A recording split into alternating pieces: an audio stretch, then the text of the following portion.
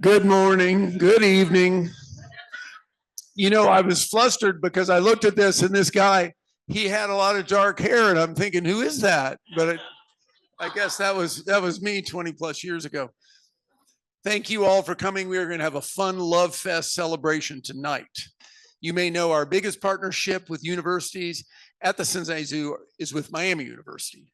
And it's thanks to the program that Dr. Chris Myers is going to share with us tonight. The reason I'm so excited about it is very often the zoo will start a program of one kind or another. And you muddle along, and you try and you see what it's going to do. But it's very rare to have something become much bigger, better, broader, deeper than you literally imagined. And the impact of this program, Chris does not brag about himself, so he won't say it. But I mean, this impact really is international with programs all over the world. 18 different zoos in North America, ones that normally don't play well together, like San Diego and the Bronx. They don't like to play with anybody. Because here's why, the zoo's budget, we're a monster zoo, and our budget's $50 million this year. San Diego and the Bronx, $500 million a year. And they normally say, you go keep your silly Midwest thing to yourself. When they heard about Chris Myers' program, like, this actually sounds like an interesting opportunity. And they do it, as do many others. So it's grown to really be something. A brief version of my origin story is 22 years ago, a sandy-haired young professor from Miami came to my office and said something that people say all the time, which is, hey, I'm here, I've got this neat idea, I want to do this neat thing with the zoo, it's going to be wonderful. And a lot of times they're rich folks, eager folks, smart folks, and it never happens because life gets in the way. They get busy, they move away, they quit their job, they get pregnant, I don't know what happens, but often they don't do it. Literally, I sent him to meet Dave Jenneke, who does all the work around here. He's our COO. This is 22 years ago. And like 3 months later, they led the first international trip to Trinidad with 24 students. I'm like, who is this guy? Because nobody else could even organize a trip like that in that amount of time, much less get it supported, funded, sponsored, or something else. And that was just the beginning and the sort of tip of this, this great program that's had such impact in not just the zoo field, but throughout the conservation field. When there's a conservation meeting within zoos, there'll be one later this month that's going to be out in Salt Lake. The preponderance of people who are participating are two things. They are women and they are young. Because I don't know why, but programs like this tend to attract more women than men. I don't know what the men do anymore, but the women are very smart and they get master's degrees. So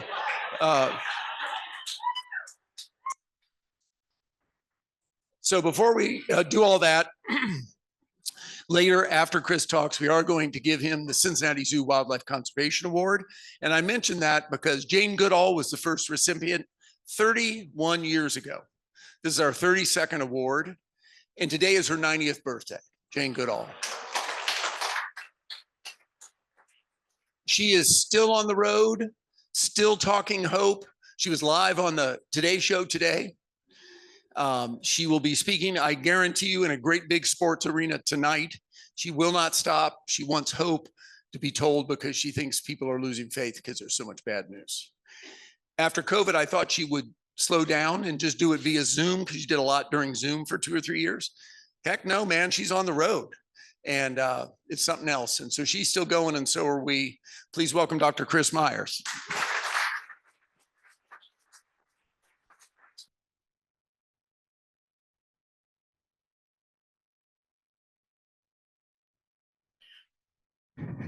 All right.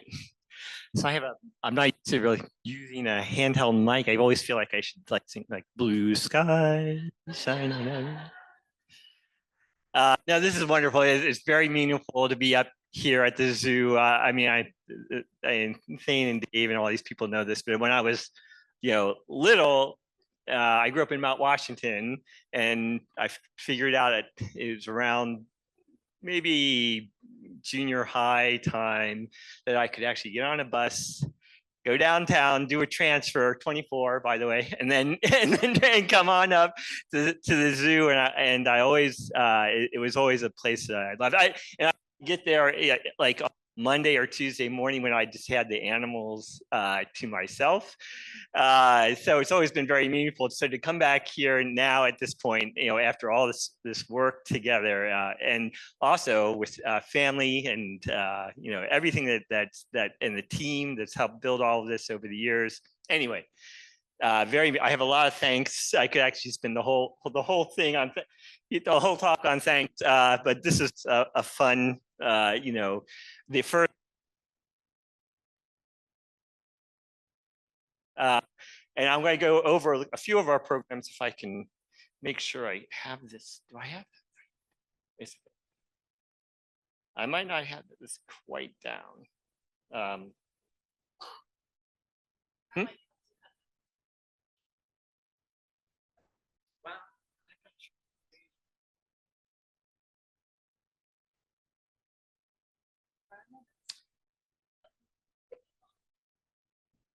Let me see if I go. All right. So first thanks is to my wife Lynn. So that's her. This one. Yeah. Yeah, and that's one of the joys of this whole project is we co-founded Dragonfly together, and it's been a labor of love throughout all of these years. She's just an amazing person, but she also gets migraines, and with the front that came through yesterday, she had a horrible one.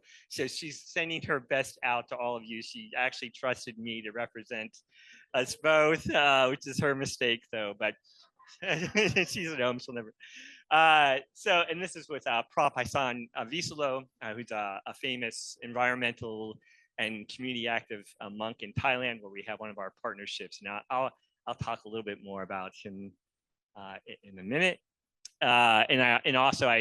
This is just the other joy too, is we had our kids with us, very proud of these two.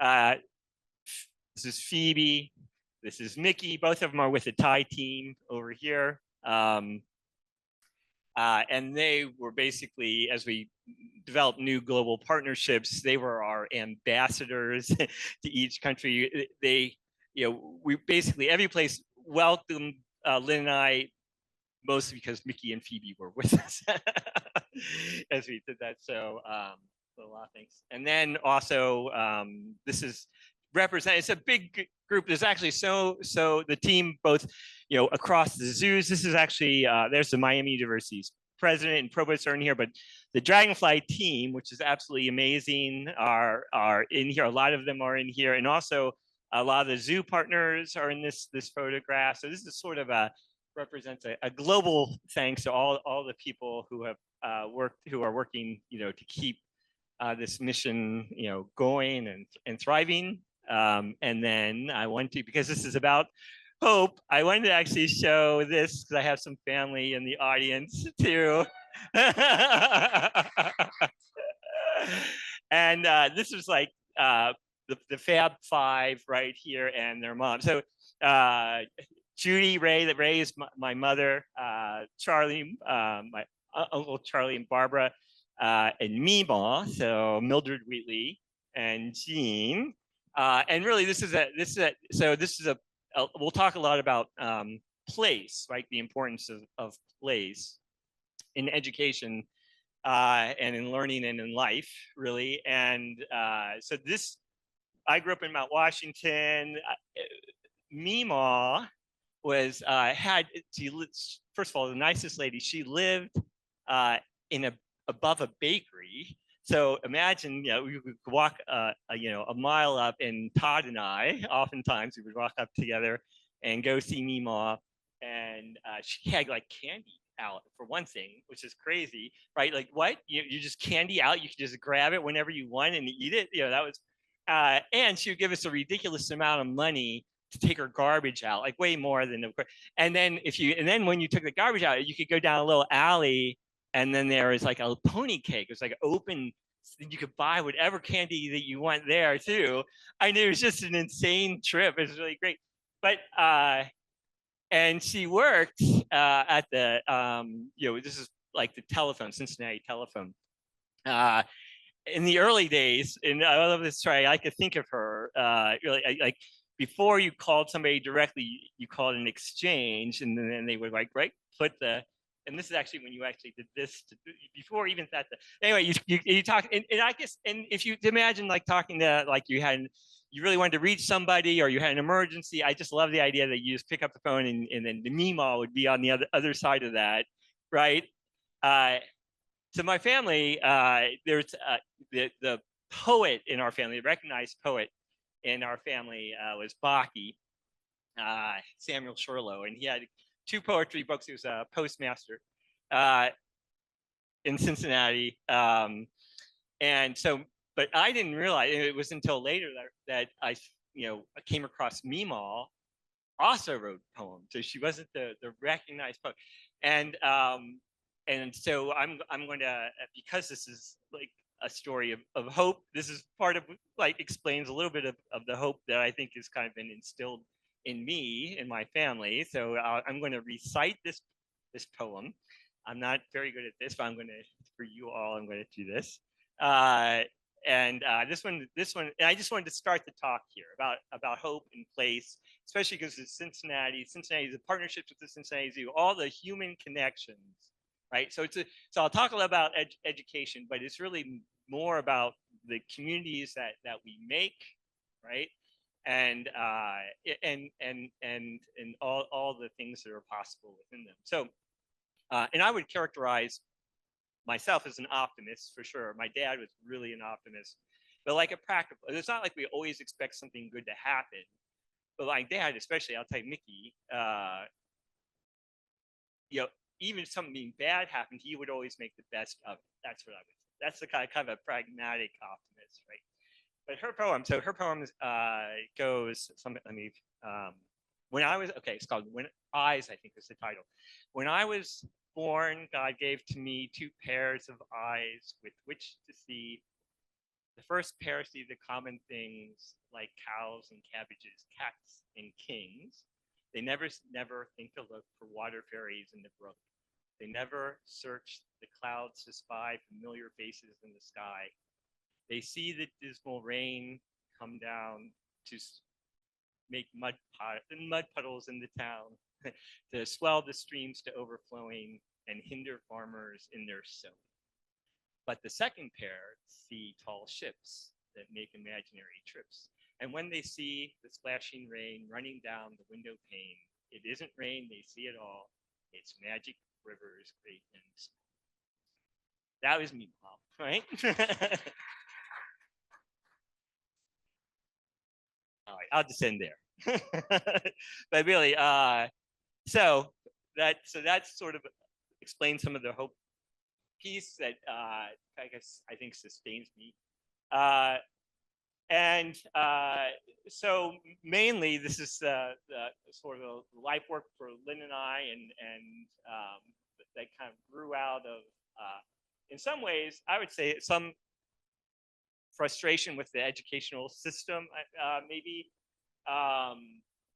So this is a lot here, but I want to maybe call attention to the top, the inquiry, community, voice. Those are sort of the themes that will run throughout our project, Project Dragonfly, and also, really throughout all these programs. So we've had a lot of different partnerships over the years. I'm going to spend a lot of time on our graduate programs today: Earth Expeditions, the AIP and GFP. Not so much time on the exhibits, and a little bit of time on the science media.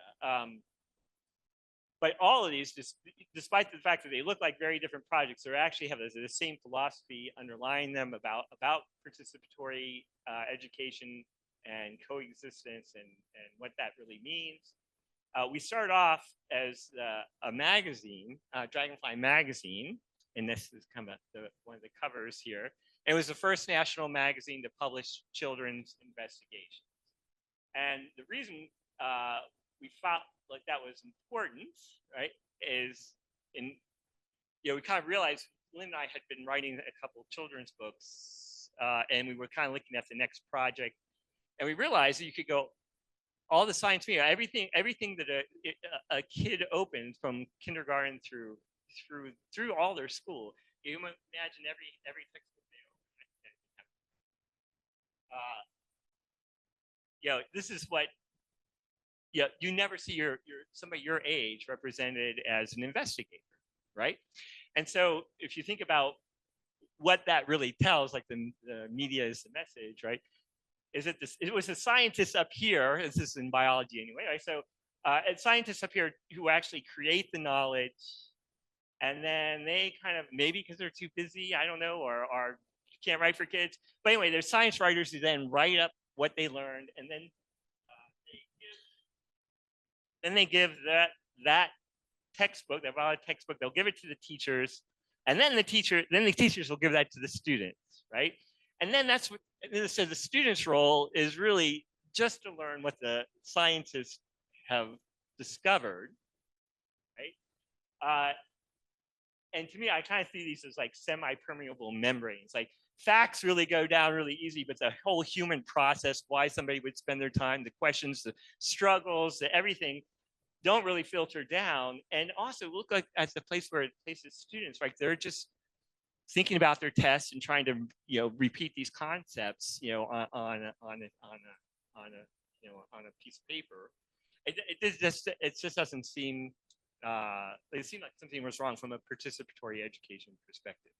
So that was the premise of the magazine. So we had that for we wanted to publish children's investigations, and we published them side by side with adult scientists. So it was so cool about that, even more than any theme or content in the magazine, is here you are, you open a Dragonfly magazine, we publish them side by side, right? So you could see like, oh, here's Jane Goodall. I love this. It's Jane Goodall wrote for Dragonfly magazine, so it's very, very cool, right? That we mentioned that earlier. There she is up there. She wrote an article called "Follow Your Dreams."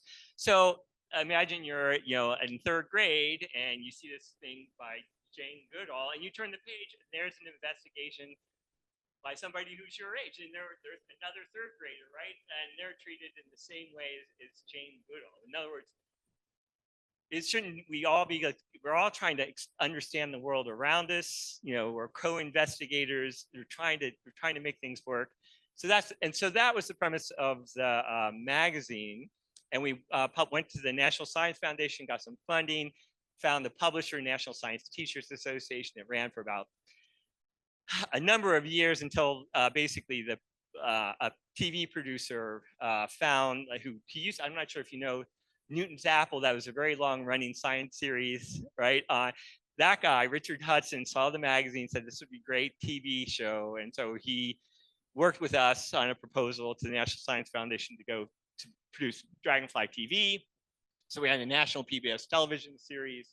And that ran for like 7 seasons, and they had a spin-off series called Sci Girls, which I think is still going. So that was a successful participatory media project where we got to show young investigators as authors of knowledge. And that idea of participatory knowledge creation and action is what underlies basically everything else that we've done since then.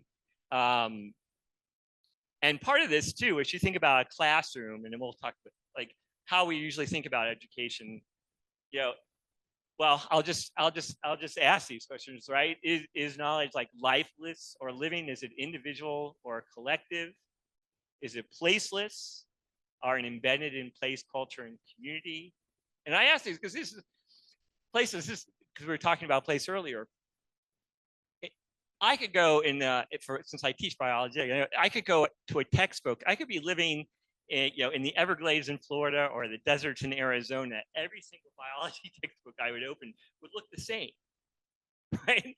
It would have the same content. It's like, what is that about, right? Why? How could that even be? So, is it placeless, or is it embedded place, culture, and community? Is it the knowledge socially neutral or civically engaged? Is it exclusive or inclusive, oppressive or empowering? Is it essentially amoral, right, or potentially compassionate? And this comment, to me, I remember I was talking with some folks who were involved with the national science standards for teachers, right? And there was like some meeting, And they were like going, well, science is about knowledge. It shouldn't be about for what. There shouldn't be any for what after that, right? We don't want for public good or for a better earth, right? They actually intentionally in this meeting on the stage decide. And to me, that I don't know. I'm not sure if that was the right decision, right? To me, engaged knowledge structures look more like this. Students might be investigating, but so are educators and scientists and community leaders. And when you have this shared knowledge creation, it actually creates community, right? So there's a relationship between inquiry, community, and voice. They're interrelated. If you don't have this, it's actually very hard to create community. And at first we didn't know how this would work at all.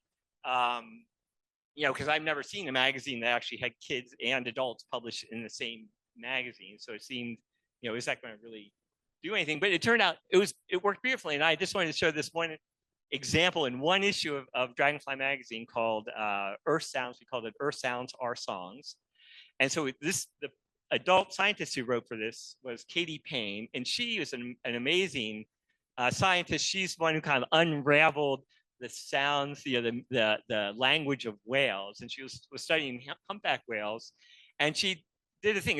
If you've ever heard a humpback whale, it's just like a very low, long thing.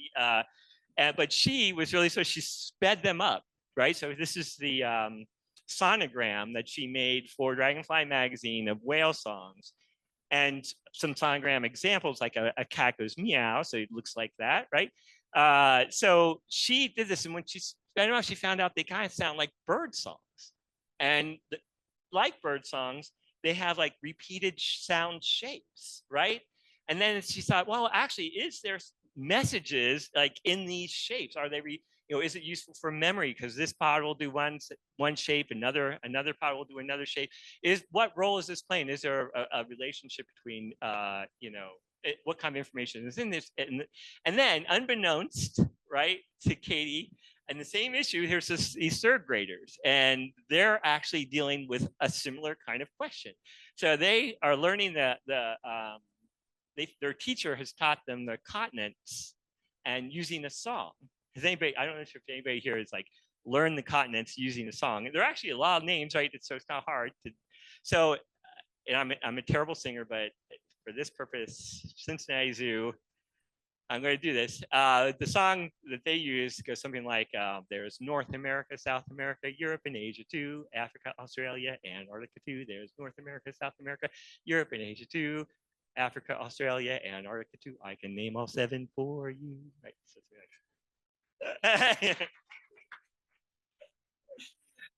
So they were wondering, well, does that actually help learning, right? And so these third graders decided they wanted to test first graders. So they took half the first graders and taught them with the drill rote method, and half of them and taught them, and they did a graph at the end of this, right? And they didn't have to do, I didn't need to see a p-value on this. I was pretty convinced about the statistics, right? The number of kids that learn this song after day 1, day 2, day 3, look at that. I mean, this is the ones who learn by music. Only one person learned it after a day you're doing it right? So, I mean, come on. So it really worked, right? And it's interesting. I'll go over time. I do all these other stories with it, but I will tell you that we also, in the same issue, a friend of mine who was a neuroscientist, Aniri Patel, did an article called for the same thing, the alphabet and the magic number 4, because we also, it's actually, if you think about how hard it might, that's a lot of things to remember, an alphabet, all that A, B, C, D. But we said we learn it by song, right? A, B, C, D, E, F, G. And I was freaked out when I learned that was also Twinkle, Twinkle, Little Star, by the way. So he actually did those sonogram things on the alphabet, and the reason he called it the magic number 4, because in that song there's actually 4 musical shapes, and they each only have like a maximum of four different pitches, and each of those tones are only repeated a maximum of 4 times.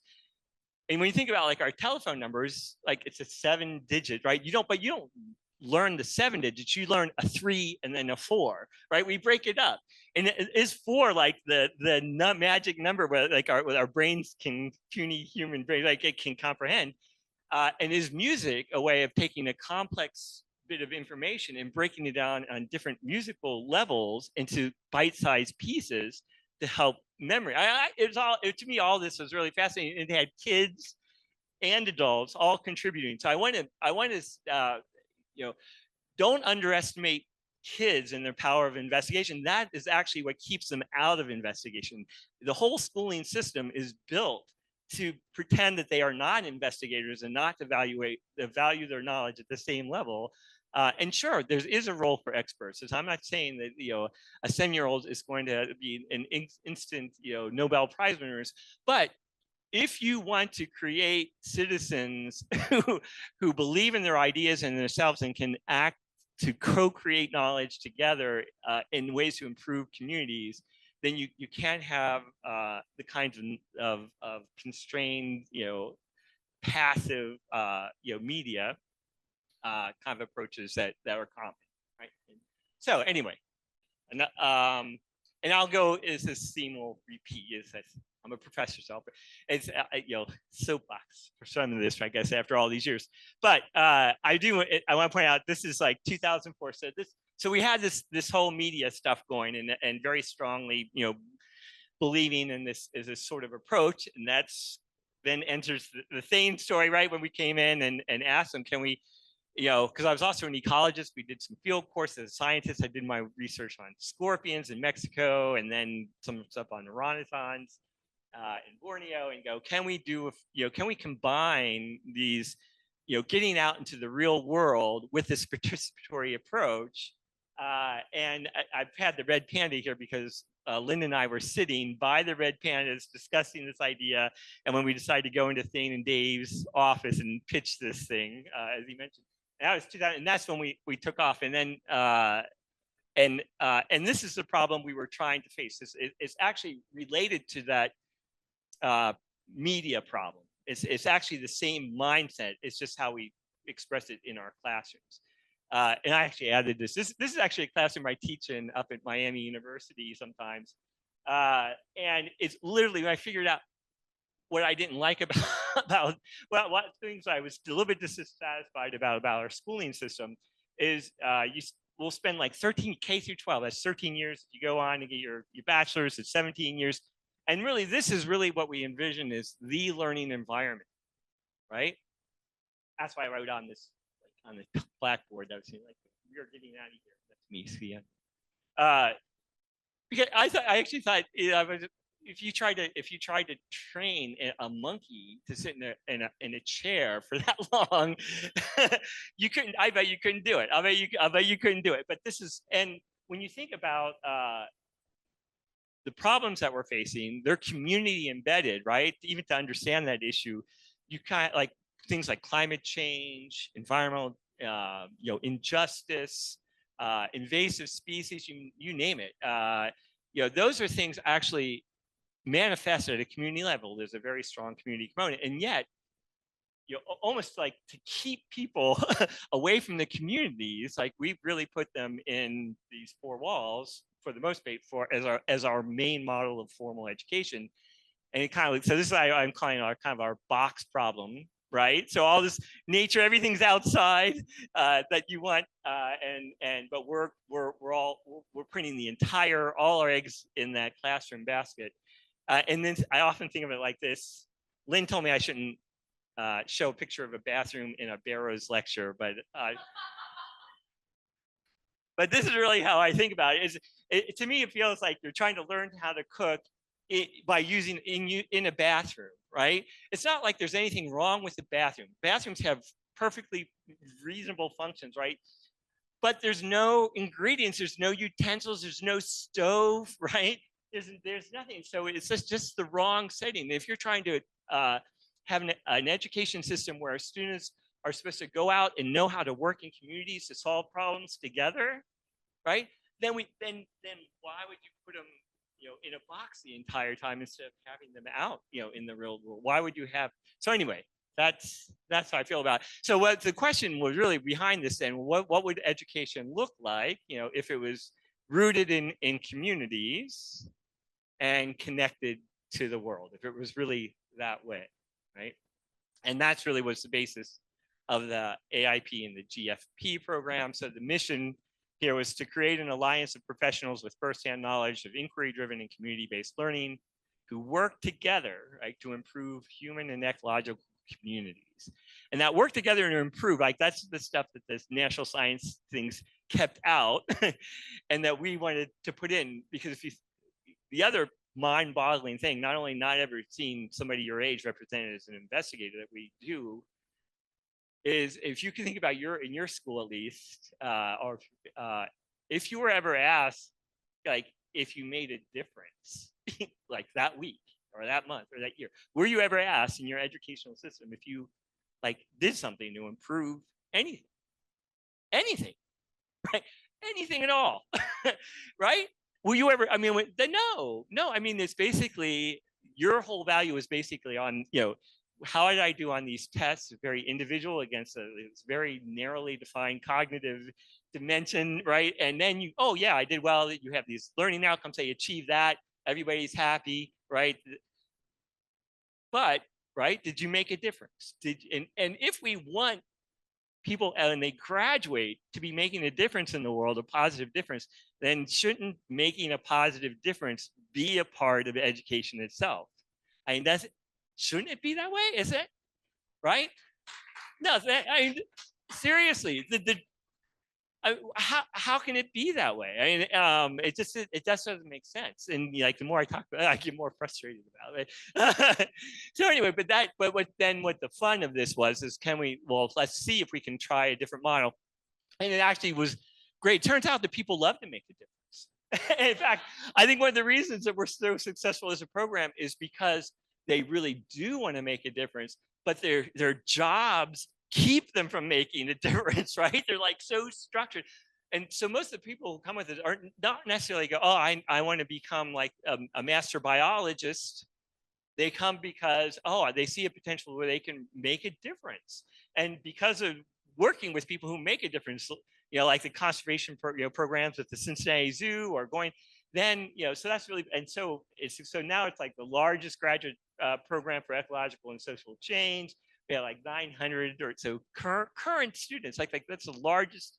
I think it's larger than all the grad programs at Miami like put together. I mean, it's really big. And yeah. So that's a neat thing. Usually when you think about a graduate program, you go, wow, they have 20 students. That's a lot, right? 900. This is fantastic. So and they're all out there, right? They're all out there doing community engagement projects. The whole curriculum is designed around making a difference. And then it's expanded from the Cincinnati Zoo early on. So it's two sister programs. The AIP is really focused on the people working in the local community. So I actually met just the AIP students from Cincinnati. That was great. Thank you. Yeah, they're all here. Yeah, go ahead. So they're really working. They're connecting to the zoo as a community partner, working on things that really help this community out.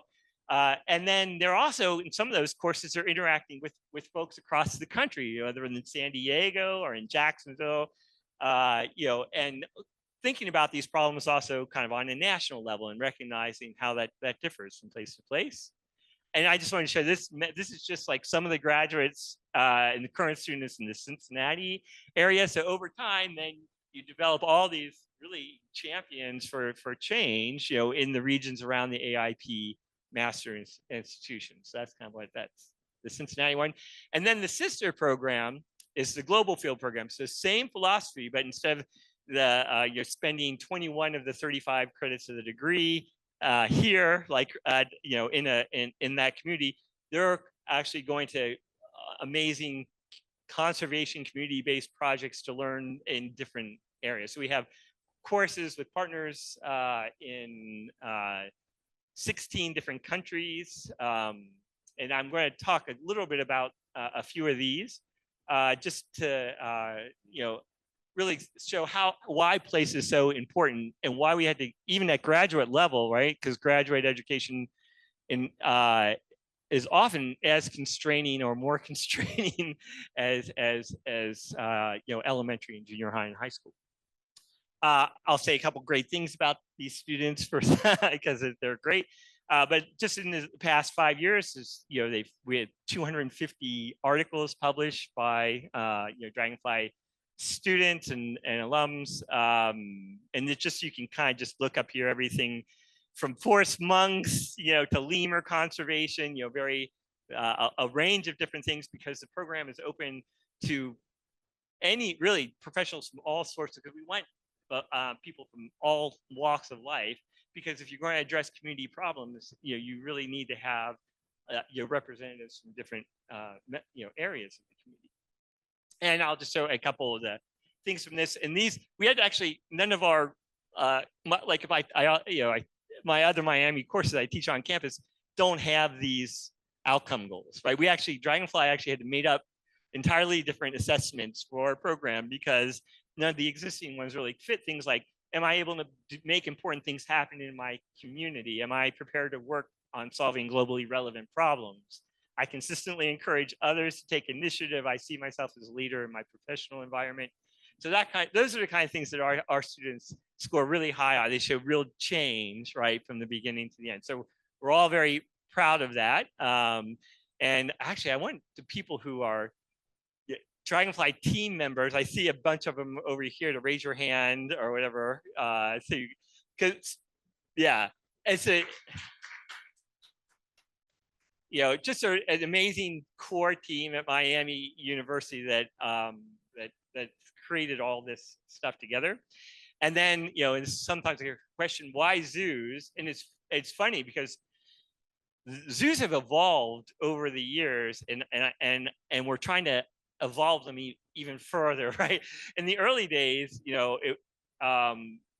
zoos, the education programs were mostly like, oh, this is where you go and read the children's book, and it's not really tied to the community necessarily. But over time, and partly, I think our realization, zoos are actually usually the most beloved community organizations where they reside. They bring in everybody, right? Which is far more diverse audience. And I just heard like Cincinnati Zoo had nearly 2 million people. I mean, that's an amazing resource, and they're really committed to education and conservation. So it made the perfect partner, like things that we couldn't do in a typical formal, classroom environment. The zoos provided really the both the approach and the reach and everything else that went. So it was really, really a perfect partnership. And so that's some of the work that is around zoos and their communities. And now I get to start the early days. This is our first field course, first Earth Expeditions course. It was to Trinidad, and I just want to give you an example of how fun this style of education is. This was actually started, we had 3 courses in that first year, 2004. This is Bernadette Player, who was a conservation manager, and she was from Trinidad. And it was funny, because when she grew up, she heard blue and gold macaws, but like within her lifetime, they were like gone from Trinidad. Yeah, huh? Ah, there you go. Thank you. Yeah, I forgot I have like a very knowledgeable audience in this room. So Bernadette, right? Really amazing person. Got involved in bringing them back to reintroduce them to Trinidad. And this is actually this picture is from before the very first class, before we went to the field. That's Bernadette showing, and that's Randy over here. And then this is a picture of them in Trinidad. Here's Randy as well. It was really interesting. The moment, so these are educators mostly from Trinidad on the right of the table, and our class on the left, and we didn't know really what to think. Oh, what are we going to do with them right now? We didn't really have that much of a plan. It was the first course. The minute they start, it was like a flag going down. They started talking like crazy. The volume of the room was really they had so much to share with each other, and it was such a neat event. And then during that class, we got to see this amazing moment, right? So here, their birds are in the quarantine area, and there's one flying free. There's Dave Janicki, by the way, who was on that first one. And we can tell stories about Dave here. And yeah, and Bernadette. And then, so this is a very helpful story. I mean, we don't actually just have to sit around and watch bad things happen to the world. There's good things happening, and we can be a part of it. And it's what's so fun about this program is like that instead of me feeling like, oh, I have to have all the solutions or solve everything, there's people solving things already. All we have to do is put our students with them and learn like really from them about how that kind of change happens. And that's really that was the feeling that set the sort of the groundwork for every other field course and since then. And then I had to say, Hayes, I'm sorry, I'm checking my clock because I tend to go long.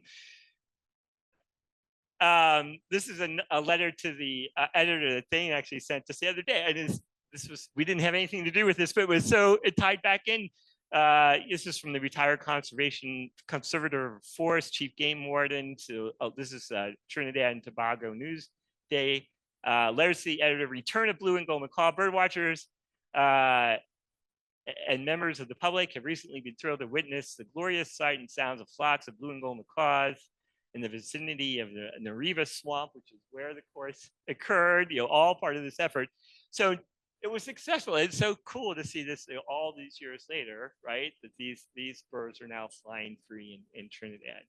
And that theme of restoration and is kind of goes throughout a lot of these courses. I'll just briefly show a couple of the other ones, and some of you will probably recognize some of these long-term partnerships. Lori Marker, that has, and Catherine Hilker, big long-term history here with cheetah conservation in Namibia and the wonderful work being done there. Kenya is a big sort of lilies in the room, right? The Maasai and just in each of these places has its own issues, its own questions. This is one of the more recent ones in Brazil, saving golden lion tamarins. First of all, I had no idea when I went, how many primate species are? Look at this. This is just one. This is all. These are all from Brazil. There's the golden lion tamarins. This was so successful of a project that a community based. The golden lion tamarins are on the 20 real bill. They've been on a stamp. I mean, just this one species. So a great example of what a flagship species model is capable of. And great days. Yeah, fun as a course, but everything that is involved. So, and you can tell, right, even from here, they have everything from GIS to meta population analysis. Zoos were heavily involved in reintroducing golden lion tamarins. It's a great zoo story as well. How everybody's working together on all these different levels. So when I came back from this, like the very specific kind of questions are things like, what does it take to save a single species? And what happens along the way? Because not just all the people I feel like that were involved with were saved in some way too, is how I feel about this, right? India, right? Species Ds and communities. This is in the Western Ghats. One of the reasons it's an incredible wildlife conservation area, and things are being saved there, not because of parks, but because of these sacred groves, Hindu groves, and where it's taboo to cut or kill, things. Usually there's a Shiva temple here, just from in this course as we go on up in this grove. And I love this too. I came and go, I asked, what is this thing running down? So this is a great watershed. The water's coming down, and look what happens, from this watershed. They channel it. This is Nandi, right? That is like a deity in and of itself, like Shiva, associated with Shiva, right? And this is a Shiva temple, by the way. And the water comes through the mountain. And so it's basically running through this Hindu temple. And it's basically holy water, right? It's blessed, it's sacred water. And then from here, it goes down these little bamboo tubes into the village and spreads out. So when you're drinking your water or brushing, that's sacred water. And it made me think, shouldn't all water be sacred? Is it in a way, right? Or would we treat our water differently, right? And so things, specific to this place, right? How common are sacred sites and what form do they take, right? What are our sacred sites? What is the cost of ignoring the spiritual dimension of sacred sites and conservation management, right? What unique opportunities do sacred sites provide for community participation in conservation?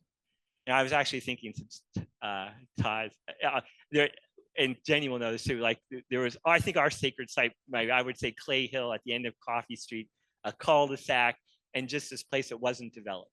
And that we basically learned about everything, about life and nature, in that, in that little, kind of suburban wilderness. This is a wonderful course too. Thailand, Buddhism and Conservation. And I'll stop a second to tell this story. So this guy was a student, and this is an elder, and they're tying very meaningful band around his wrist. When we asked him, like we were in the middle of class, and basically just generally like, well, why'd you come on the course? And he said basically because the last time I was here was for the Vietnam War, and I basically came to kill a lot of people, right?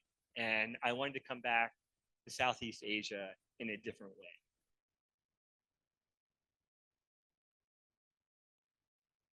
It's like everything I had to say, about, I mean, and that's why I want to emphasize that, right? The content, the human content of that has to be brought in to we can't ignore all of that. I mean, we just can't like here's this classroom, here's this test. And this is actually pretty personal. I had a student, and I'll just tell you, I'm getting too personal now, but, we have a natural history course. We took it, just out of Miami University, I take them over to Pepper Park. It's not much of a walk, and they write a naturalist essay. And this was a transfer student. And he wrote this thing, and it was actually, when I read it, it was kind of stark, about this kind of, it actually, nature is almost like loneliness, and like it was like a lot of a loneliness kind of like in this essay. And I never had a chance, right, to turn this thing back to him because the student had committed suicide before I had a chance. And I still have that paper, right?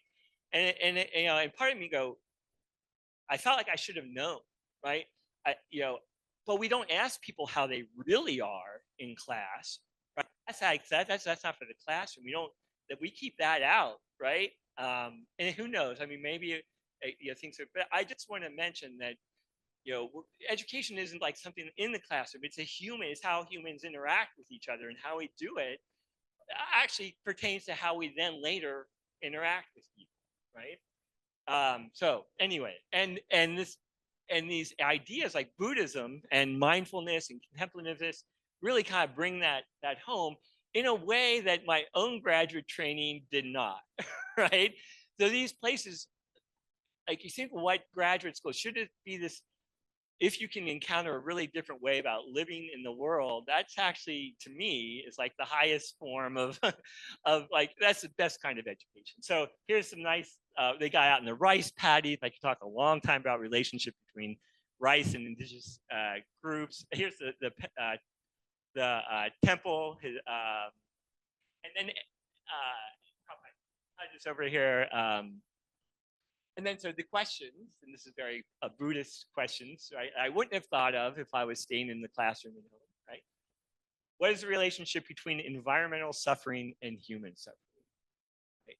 Because one of the first principles of Buddhism is that relationship between self and nature is artificial. It's a delusion, and it causes suffering. So we always think about when you're separate from nature, how can I fix this? How can I fix that, right? But they're saying, well, actually, you have to kind of look inside. You're fixing yourself. And that's actually going to really, that goes along because they're connected, right? And when you see environmental suffering, that's actually personal suffering is too, right? That's kind of a neat perspective, right? Can we reduce attachment, materialism, and desire to always have more? How can contemplative education and contemplative practices be employed by conservationists. So again, each setting has its own, its own lessons. And I'm going to go through time. I think you get my general point, but just other hopeful places on the earth. Wild horses wiped off the planet. Locally, these are called Taki, Chewasky horses, reintroduced in this area. This is perfect melding. Yeah, you might recognize somebody, I won't mention who, in this photo if you look closely. It was the perfect melding of Dragonfly, actually, because this is on steppe ecology and civic media.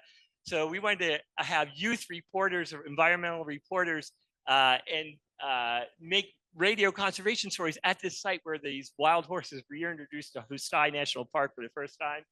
And it was so fun. And it was wonderful to have thing because he obviously does the 90-second naturalist. He's a natural. He's a phenomenon that he could go anywhere and like boom, and then you have this unbelievably interesting story.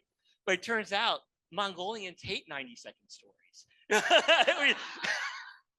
we tried this, they tried this model out, and they're like, why would you listen to that even? It's like, because and also radio was actually perfect for that because they're moving around, so it's not like TV or books are great media. So the participatory media here was radio, but they love these long stories. And we brought in also a reporter on the Saga from the Blue Sky National Radio in Mongolia, and it had this workshop with our students and the youth, Mongolian youth, making radio conservation spots, and that played then on Blue Sky National Radio. So it was like the perfect meld of ideas. There's some practical things I think that later need to be worked out, but on a conceptual level, this was perfect. And this is a Paulo Freire, a great, one of my favorite educational theorists. And I love this because this is Shaga talking to a young Mongolian reporter now, conservation reporter. If it is in speaking their word that people, by naming the world, transform it, dialogue imposes itself as the way by which they achieve significance as human beings.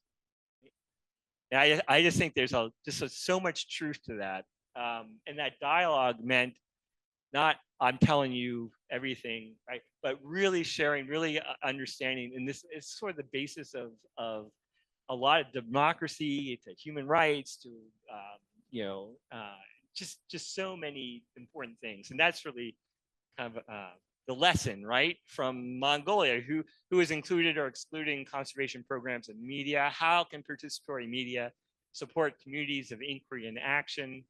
Isn't some form of participatory media actually required for community-driven conservation? I'm not really sure how you achieve it without community, without having some kind of participatory media. Anyway. So, and then I usually here, I always like to show one of the fun things about this too with the program is then all of a sudden the partners in countries, some of which like Celso here, who's now director of the Belize Zoo, there isn't a conservation master's program in Belize. So he got his degree with us. Jill's over here, actually, who basically Belize did her research, dissertation research, and worked so closely with Celso, helped him along the way.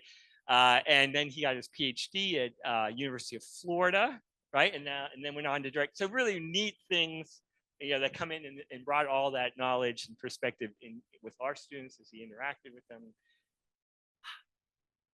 And that's it.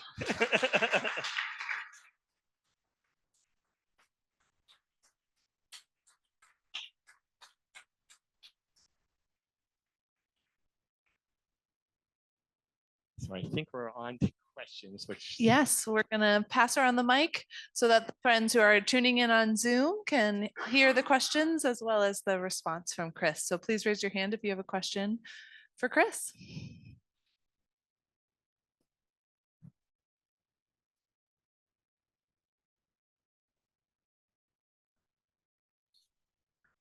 Yeah, I was on the second or third trip to Trinidad, which was a little weird.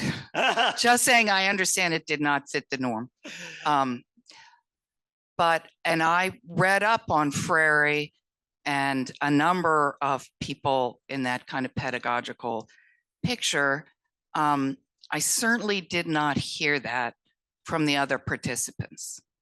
And I wonder if you've been able to get them more in depth with popular education and some of those concepts. Yeah, that's a good point. It is true. It's hard. I actually sometimes you get, oh, did this course do that, or did that course do that? And sometimes I'm not always sure if it did or not, right? Because every course is very different. The chemistry is very different. I do think overall, and we actually have a lot of AIP students here. We might actually have some GFP students here. I would say these themes are heavily present in basically every single reader. It doesn't matter where you go on the program. The GFP, you read Freire in every Earth Expeditions reader. Even if you've read it, even though we know they've gone to 3 different ones, they read it each year, and it's part of like it should be right part of the discussion about, because he really is. Some of these ideas are very him and the Roger Hart participatory. Yeah, so it's definitely, I think, very strongly in there, and but individual courses or experiences I can't always speak to.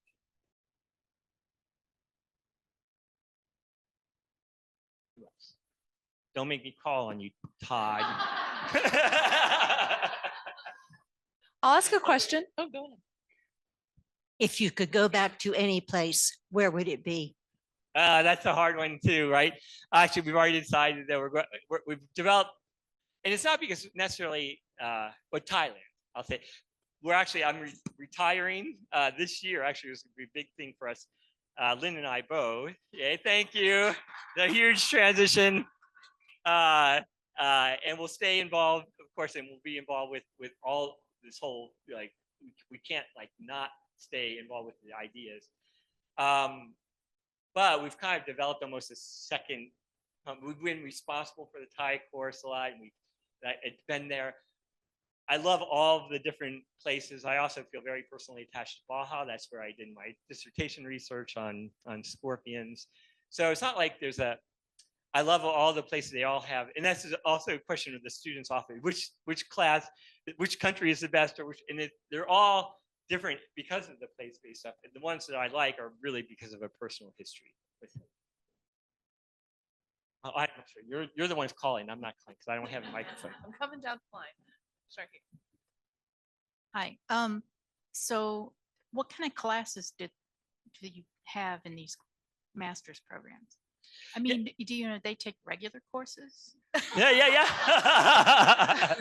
Yeah, that's a good question. Actually, we talked a lot about actually some of the people who are like really working, do the curriculum are right behind you. So if you want like really a level of detail, first of all, I have to say I actually wrote a note to Connie, an email out that said, I think it was like, I pity the detail that tries to slip by her unnoticed, I think was the thing.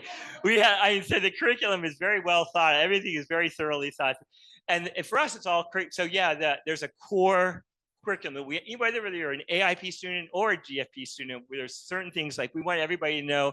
You can't get a master's in biology without being introduced, knowing evolution, for example. So we have sort of an evolution, but a lot of them are also common things like, capstone class where you're making the most out of your experience, or there's a first one like on community science, basically. So yeah, so there's those sort of core courses, and then everybody develops a master plan. So what the experience is really self-defined, and that, don't get me started, it comes from a interdisciplinary studies perspective that one of the most valuable things you can get out of education is not having the path laid out for you and following it successfully, but in learning that you can create your own path, right?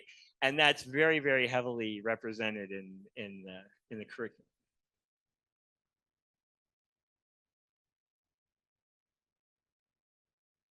Information on how you set up some of these overseas programs and what obstacles you encounter?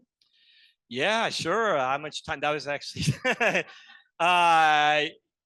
first of all, it's always finding the right partner, right? So, and basically, so many things have to fall right in place. And we always have like a big list of, wouldn't it be neat to do something here? But it has to wait. They all stew like in a cauldron until all the pieces, have to fit together. And things like, well, everything from is this really a community-driven initiatives that's bringing a new way of looking at coexistence? Is there some inspirational solution that we could potentially be exposed to and hopefully even contribute to in some way? That's part of it. Everything from that to is it safe? Actually, Jill should answer all the, there's a whole Miami risk assessment on every single, even after we have it there, like, can you go to Kenya this year? Or can you go to this place? I mean, it's, but really the heart of, like, we know it when we see it, basically. When there's you meet some of these partners you meet and you get so inspired yourself that you go, well, that's it, right? That's where we want our students to be with these people. And to be similarly inspired. I think that's the trick of it.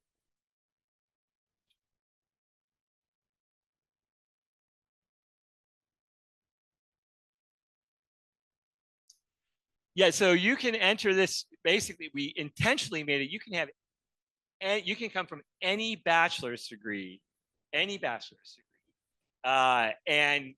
what's interesting, most of our students are adult students. It's actually a part-time degree, so you can take it while you're working, and the curriculum is designed so you actually use the community base. So you'll come back, you'll be inspired.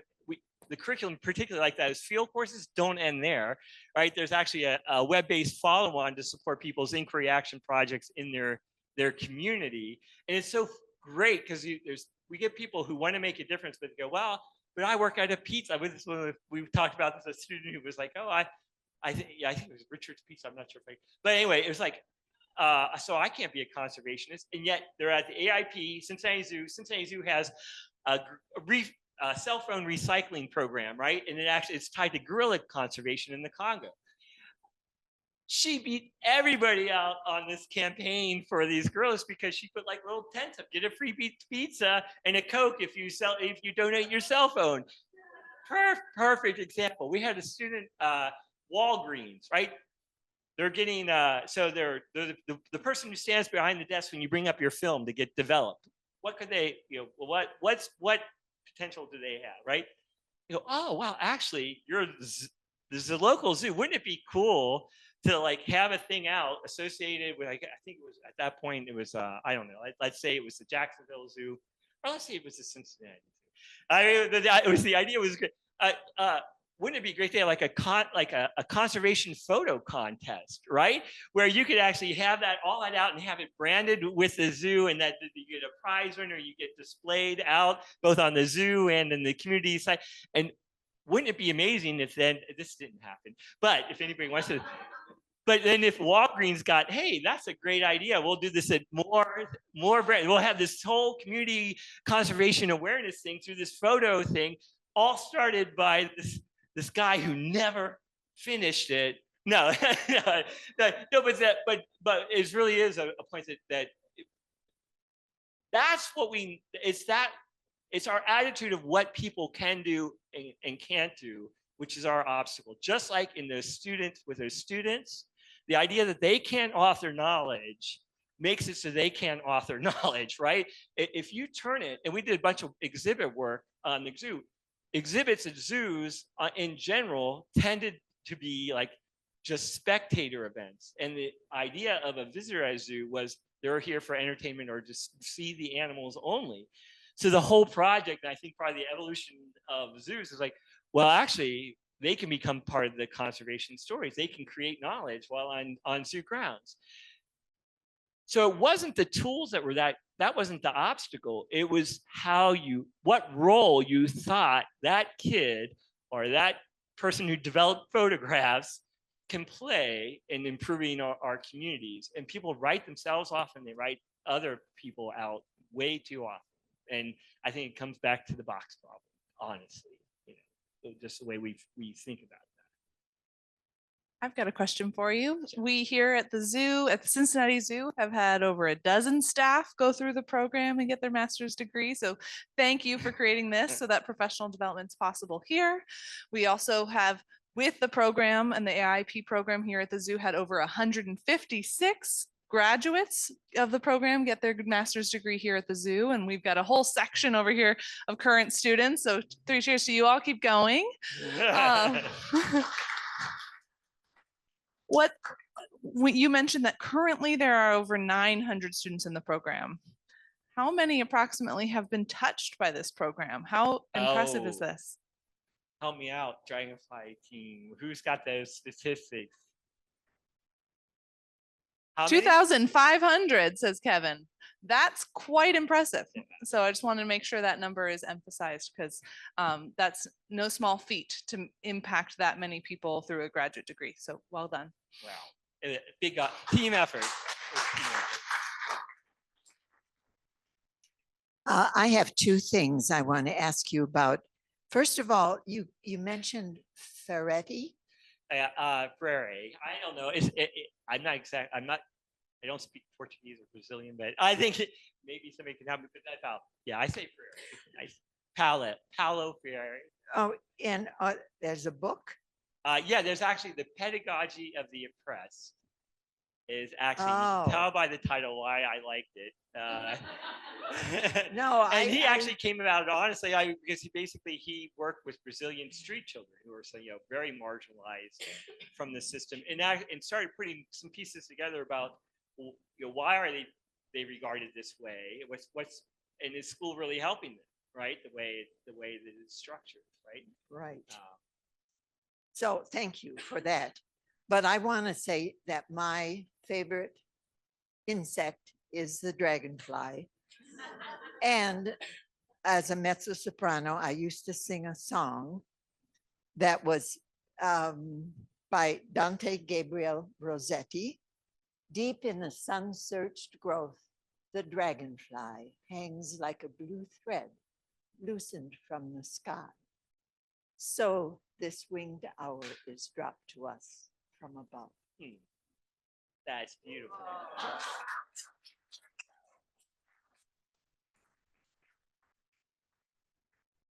Any other questions? Not can beat that.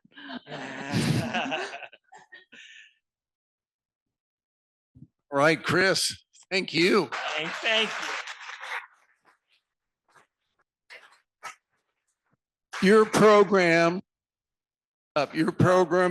and this message is perfect for you and your wife, Lynn, to receive the 2024 Cincinnati Zoo Wildlife Conservation Award, because I know Jane Goodall well, and her message is hope. And this is exactly the kind of message that she would embrace. Whereas, look, it isn't about experts. It is about famous people. In fact, what she says now when she wins awards is she'll sit up and say, you really should give awards to people that aren't already famous. But this idea of community engagement, individual engagement, and showing people what they can do, this is a great example. So this is for you all.